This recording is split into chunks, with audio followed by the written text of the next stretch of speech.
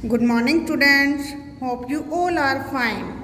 Today we will read class 2nd EVS lesson 8 Safety Rules.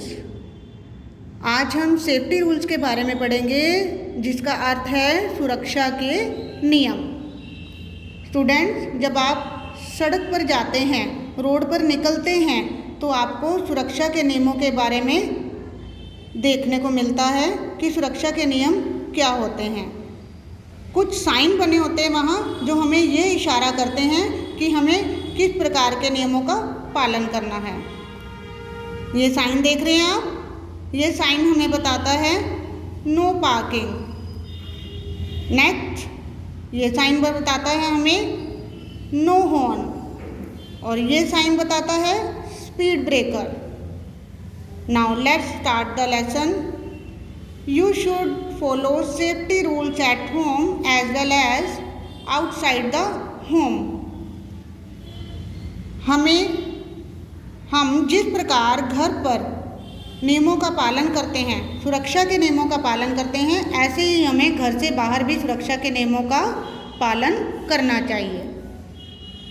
These rules avoid accidents. अगर हम सुरक्षा के नियमों का पालन करेंगे तो वो हमें एक्सीडेंट होने से बचाएंगे। Here are some safety rules for you. देखिए, यहाँ आपको कुछ सुरक्षा के नियमों के बारे में बताया गया है। While on the road, जब हम सड़क पर चलते हैं या सड़क पर होते हैं तो हमें किन नियमों का पालन करना है वे हमें बताए गए हैं। Always walk on the footpath.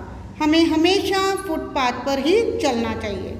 Walk on the right side of the road, हमें सड़क के दाईं तरफ यानी राइट साइड चलना चाहिए। Always cross the road at the zebra crossing, हमें सड़क पार करते समय जेब्रा क्रॉसिंग से पार करनी चाहिए। If there is no zebra crossing wait till the road is clear, अगर वहाँ जेब्रा क्रॉसिंग का साइन ना हो तो हमें सड़क साफ होने का इंतज़ार करना चाहिए।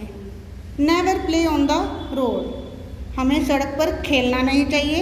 अ रनिंग व्हीकल में हिट यू, चलता हुआ वाहन हमें नुकसान पहुंचा सकता है, चोट पहुंचा सकता है।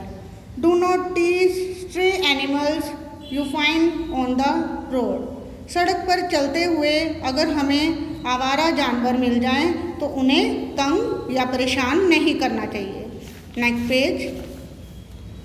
While travelling in a bus, bus में जाते हुए हमें जिन नियमों का पालन करना है उनके बारे में बताया है। Stand in a Q at the bus stop, bus stop पर बस का इंतज़ार करते हुए हमें लाइन में खड़े होना चाहिए। नेवर लीन आउट और put your hand out of the window of a moving बस, चलती बस में की खिड़की में से हमें अपने हाथ को अंदर या बाहर नहीं करना चाहिए। नेवर गेट इन और गेट ऑफ अ मूविंग बस, ना ही हमें चलती बस से उतरना और चढ़ना चाहिए। एट होम, घर पर जिन नियमों का पालन करना है उनके बारे में बताया है। Do not touch electric switches and wires with weight hands, हमें गीले हाथों से बिजली के स्विच को ना ही हाथ लगाना चाहिए और ना ही उन्हें छेड़ना चाहिए।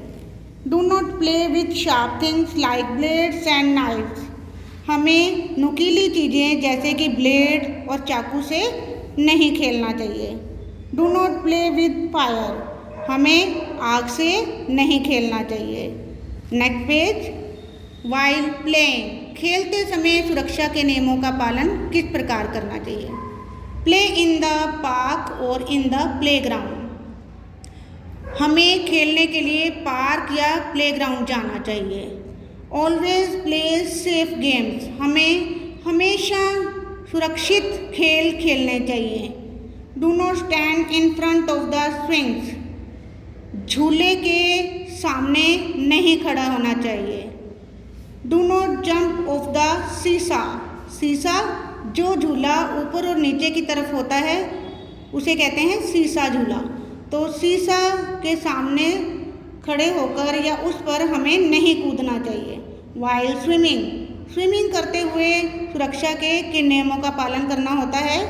Do not go alone for a swim.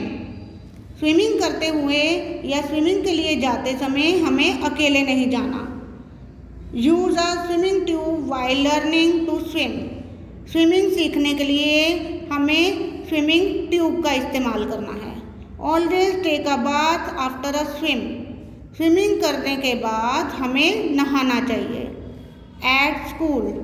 School जाते हुए, स्कूल में रहते हुए हमें किन नियमों का पालन करना है वे देखिए। Do not jump on the benches. हमें बेंचेस पर कूदना नहीं चाहिए। Do not push anybody. हमें किसी को धक्का नहीं देना चाहिए।